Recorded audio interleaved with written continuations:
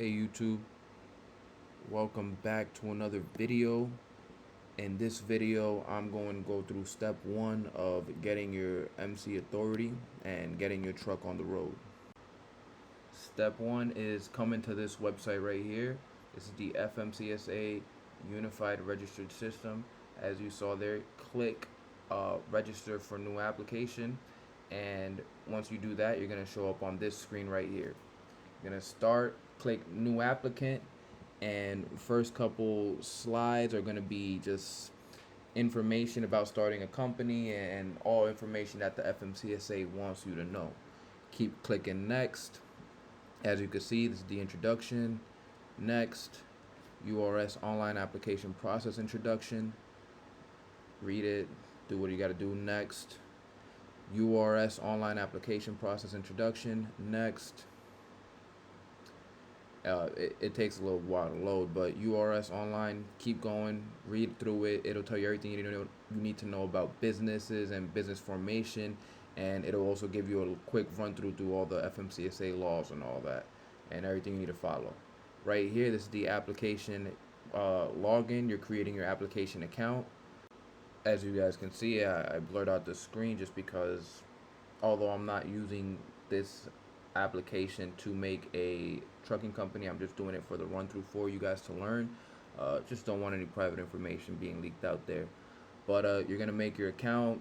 User ID is already given to you. You create your password, and then you put in the security questions, 3 security questions. Something you can remember. I usually just put FMCSA because I create accounts for other people, so I make the account passwords for the security questions. I make it very general, just like that. When I pass it on to them, they can, if they need to, they change it and they roll on with that. But yeah, FMCSA, FMCSA, FMCSA for all 3.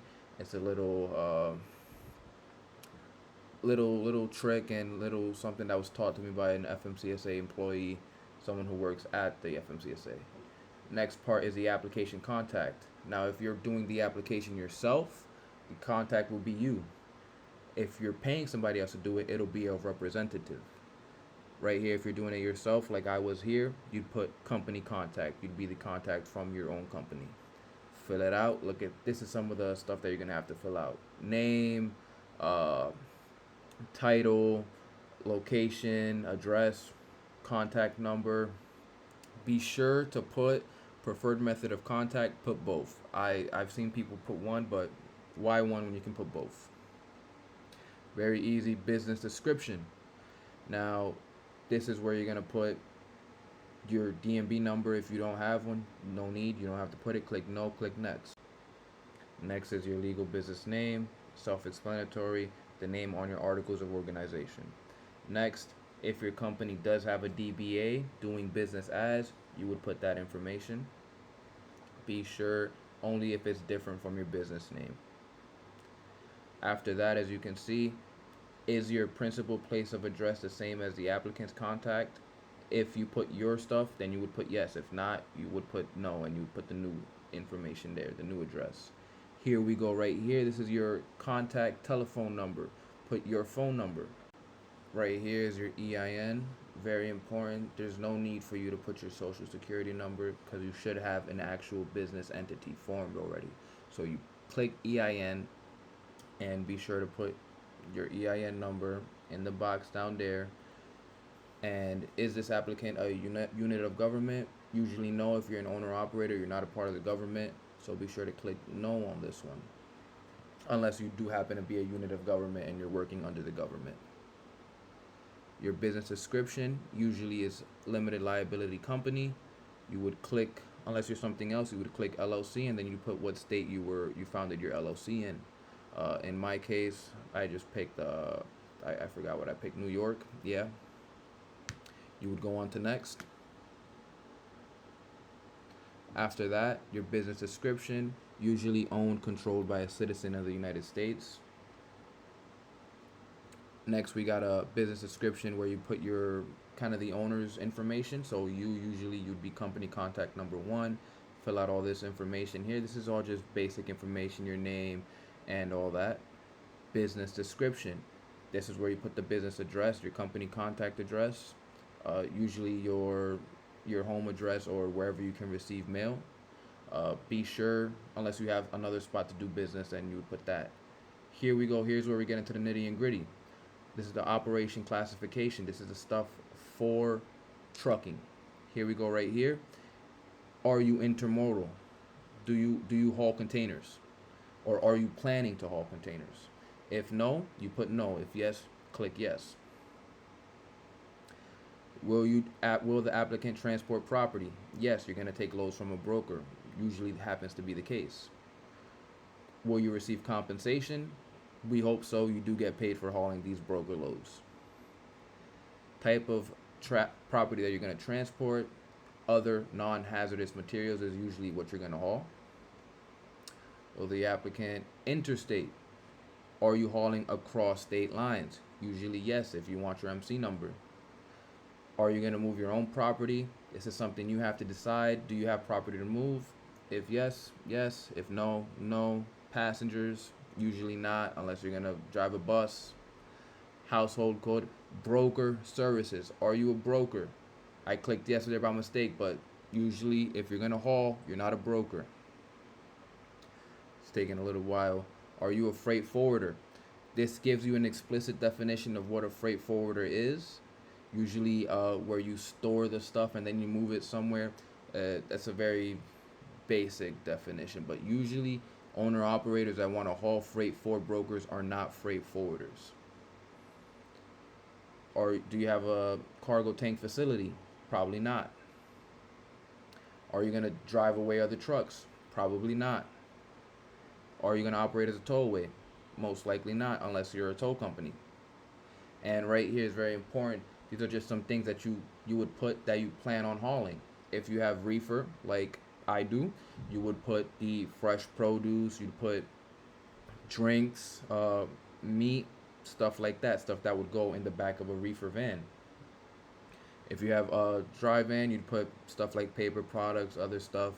Very in depth, and you don't have to worry about making a mistake on this. If you do, it can always be changed. This is just a summary of everything that you put in the last couple questions, all the answers that you put. Your answers should look like this, especially if you're specifically going for reefer. This is where we get to the vehicle side of the application. How many non-CMVs does the applicant plan to operate? We put one, as if we're going to have one truck, one reefer truck. Right here, very important, you have to put 0 in all the ones, even if you do not plan on using it, and then just put 1 where you plan on using it. So we plan on owning 1 tractor trailer and 1 trailer. And then, like I said, you have to put 0 on everything else, or it will not let you pass. Very important. I've when I first started, I used to get stuck on this. Next question. Do you plan to operate in Canada or Mexico, or how many drivers or trucks? We put 0. We don't plan on hitting those countries. Interstate, 1 truck. We only have 1, so we only plan on using that 1 truck for interstate. Intrastate, do you plan on staying within the state? No, so we put 0 for that. Your vehicle summary should look like this for the most part if you're an owner operator with 1 truck. If you're an owner operator with multiple, just that 1 number changes. These are for your drivers. How many drivers do you plan on having interstate? Usually put beyond 100-mile radius. He's going to cross the lines, be beyond 100 miles. Intrastate, 0. Don't plan on keeping any driver within the state within 100 miles or past 100 miles. 1 driver here, 1 CDL. None from Mexico or Canada, and none that will go into Mexico or Canada. This is the summary. Your page should look exactly like this unless you have more than 1 driver that's going to operate beyond 100 miles. This is the financial responsibility. Usually you click yes. A truck does weigh more than 10,000 pounds. This is stuff you're going to have to read over. Affiliation with others. Do you have any affiliation with another company or something like that? Or any other regulated entities? Usually no, unless you... It's a very sticky situation if you have another person who you used to work with in another company. Usually no, though.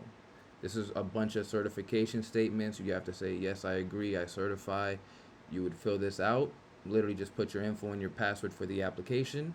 Compliance certifications. Uh, you would read through this right here. This last part of the application is just you basically filling out or saying, yes, I've read the statements, and yes, I understand, and putting in your password. Like right here, yes, I certify is what you would click. Move on to the next one.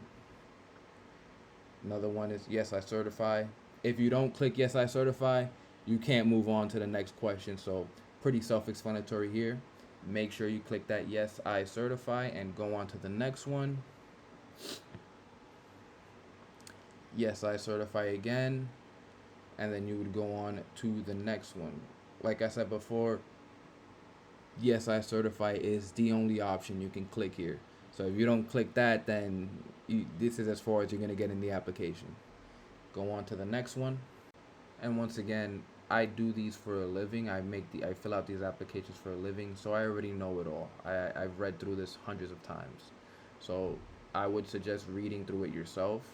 Like in this one, yes, I certify. Yes, I certify. Click next. I've read these a bunch of times, so I know them like the back of my hand. I know what I'm reading, and I know what I'm certifying already. Yes, I certify next. Right here is an electronic signature. You put your password for the application that you created in the beginning of this video. That initial password is what you would put here, and that would count as your electronic signature. Be sure, that's why I really recommend you writing down your password somewhere, exactly how you type it, because you'd be surprised at how many people forget their password. This is obviously everyone's is going to look exactly like this because you have to certify in order to go to the next question. This is the applicant's oath. Basically, like that yes I certify part, you have to click next and put in your, basically sign that you read everything and that you are good to go and you understand what you're doing. Applicant's oath right here. You'd read that, put in your password, title, name, and all that at the top, and you'd move on to next after that. This is for your FMCSA portal account. Always make your FMCSA portal account while you're making your application. No reason not to. I don't even think it allows you to move on without it. So you would fill that out. You'd create your FMCSA portal account. Use your security questions from the application. It gives you the option to. And you'd put your information. Should you be assigned? Like I said, this is a fake application, so I'd click yes. That is my name, Michael Alvarez. And right here is where you put your information for your FMCSA portal. User ID has to be an email, and your password has to be a really long password. I will let you guys know that now. This is where I'm going to leave you guys at. In order to, after this, you basically just pay that $300, and then you will have your DOT number. So thank you guys for joining. Hope you guys have a great day. And if you guys need any help with starting your trucking company or any advice, any compliance issues, tips, you feel free to just shoot me an email. My email will be in the description, and then I will respond as early as I can. Usually I respond to you guys' emails same day. Any advice, any tips, any questions, feel free to hit me up, and I will help you to the best of my ability. I've been filling out these applications for a long time now, and I'm really well versed in trucking compliance and trucking accounting. So you guys let me know, and I'm here to help. Next video, we are going to talk about the UCR and the BOC 3. See you then.